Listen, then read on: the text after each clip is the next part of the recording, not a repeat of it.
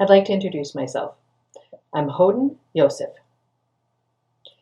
You are a former Defty Award winner for ASL Poetry, where you told a story in one direction and then played it in reverse for another story.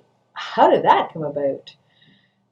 Could you tell us also about yourself, your experiences as an ASL teacher, as a poet? I mean, how did those things collide? I'm wondering about your journey. Sure, I'll summarize for you. I guess my passion has always been my involvement with sign language. Plus, I like new challenges. I've taught ASL for a while now. When I graduated from high school, I went off to Gallaudet University. I got a double bachelor's in Deaf Studies and American Sign Language, furthered my education and received a master's in sign language education. And after graduating, I came back to Vancouver. I started working in 2014, and during this time, I was including language, linguistics, and at the same time, poetry. I've been involved in poetry all my life, engaged in a variety of different events, but always with sign language poetry. I think that's always been a part of me, so it was just a matter of trying to figure out how to incorporate both. I wanted something, a challenge for myself, instead of the typical things like visual vernacular or I don't know, just poetry, different styles that I'd seen. I took a class in ASL literature at Gallaudet, and just seeing a number of different literature examples, such as ABC and number stories and things, and I thought, there's got to be something else, something different, something unique, and something that really challenged myself with. And then it just so happens one day on Facebook, everybody knows Facebook, everything's possible there. I saw something. I saw a posting that was written in English by a young boy, and those English words, when I read through it, it touched me. It was very descriptive in his posting, so I read it through the first time, but then I read it backwards, and it was different. Now, keep in mind, this was all in English, using the same word order, but reading it backwards, it had a very different meaning to it, and that excited me. I thought, okay, ASL is my language, and I cherish my culture, and if they can do that in English, there's got to be a way I can incorporate that technique into my work, into ASL. That would be so cool, but it would be a challenge, because we've got facial expressions that make up parts of this and the signs themselves. So, for example, when we sign angry, the eyebrows are furrowed, and if I want to read that in reverse, the eyebrows need to be raised, and I would need to ensure I start from the raised eyebrow. Oh, so I began diving into this. And the irony is that for this poetry, the sentences I started signing it, and do you know how long it actually took me? An hour. Only an hour. I just kind of came up with this. In 1 hour, I wrote it out, and then it just came together for me. And I videotaped myself. And I watched it again, and I thought, oh my gosh, this works. So I recorded myself again, and with some slight edits, I watched it forward and backwards, and it really was important to ensure the hand shapes and the expressions were just right. But it was a perfect new challenge for me. I like a challenge. So I created Counter ASL, where the ASL is watched forward, and then in reverse, it means something different. Can you tell us about you? Maybe something funny or memorable about yourself? Sure. A special memory for me, one that really changed my life, was back when, I don't know, probably around 2005-ish. I think when I was about 15 years old, CBC was creating a documentary and asked me if I would be involved. This would be a 1 hour event about my life, being part of a hearing family, how I got involved with sign language poetry. This was going to be a big deal. This was a performance. I stood there out in front, poetically signing the story of my life, while an orchestra played behind me with a conductor standing near me. That experience really impacted me. It made me realize that as a deaf person, that this is my poetic experience. This was my story. I was leading this. When we started, they said that I had to match the orchestra because it had crescendos and tempos, but I said, no, my signing is music. It has its own texture, and the orchestra needs to match my music. I can't operate in opposition to my story. We discussed what this would look like, and in the end there was this orchestra of like 30 people trying to match what I was doing in ASL, which was a phenomenal experience. Next question I have. So, when you were growing up, becoming who you are today, who or what inspired you? Oh, so many people in my life have inspired me. It'd be too many to name, but I really need to thank my parents. My parents recognized that they're hearing, and even though they do sign quite fluently, they recognized how important it was for me to have a deaf role model.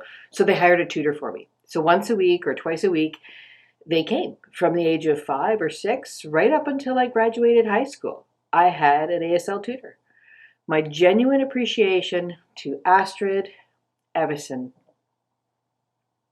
She was there for me my whole life. She introduced me to ASL poetry, to the ASL language. She inspired me. My passion for the language is because of her, but I've also had other role models too. So the work that you do in terms of any advocacy or things like that, what motivates you? I guess what I'm passionate about, what motivates me, what's always been most important is sign language and being involved. I'm always thinking about the children. The children are our future, and I want them to have good language models to inspire them, to help them to realize that they have potential, to provide them with opportunities, to give them hope. I want to be a role model for them. That really excites me and keeps me going. I truly believe that the children are our future, who are so important. That keeps me going, and I'm making sure that I show them the best of ASL. It's all about the children. Okay. You, as a visual artist yourself, which you are, people have had an influence on you.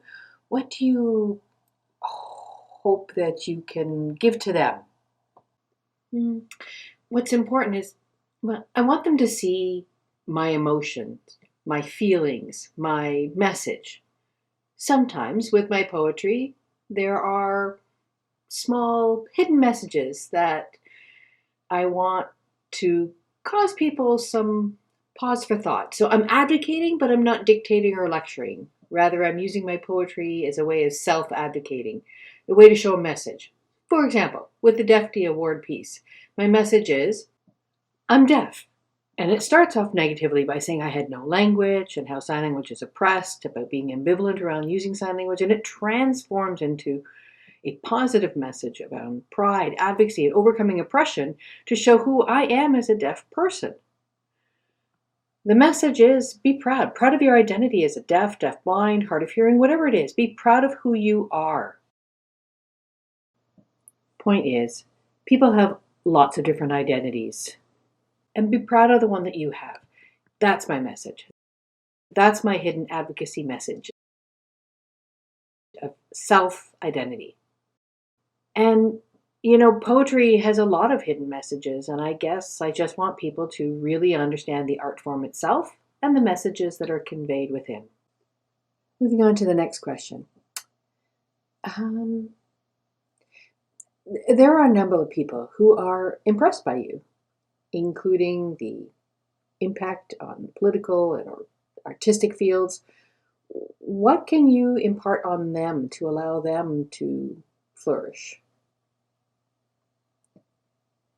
Well, sometimes my poetry will incorporate sign language, of course, but as a person myself who's involved in a number of different things, such as advocacy, involved in committees, just engaged with the community. I do it for the children, for our future, right?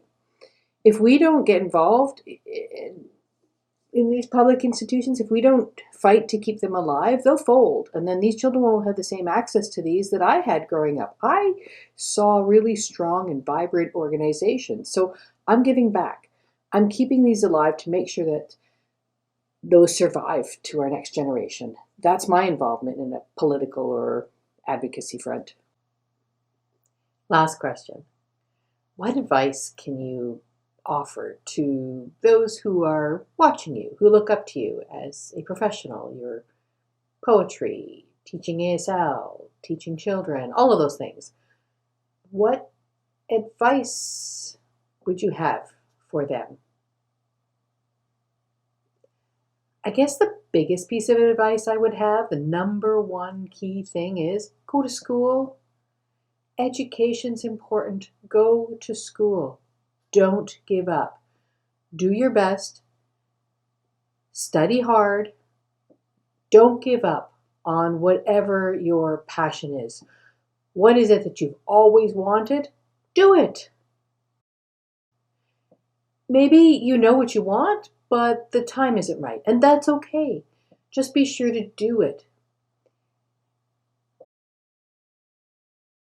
Sometimes that passion is there, you know what you want, and when you succeed, that provides motivation. You feel good about yourself and it pushes you to move you further and to try new things. So don't ever give up. That's so important. Thank you so much for being involved in this. It's really important for us to get to know who you are and to show Canadians who you are. Thank you. Thank you.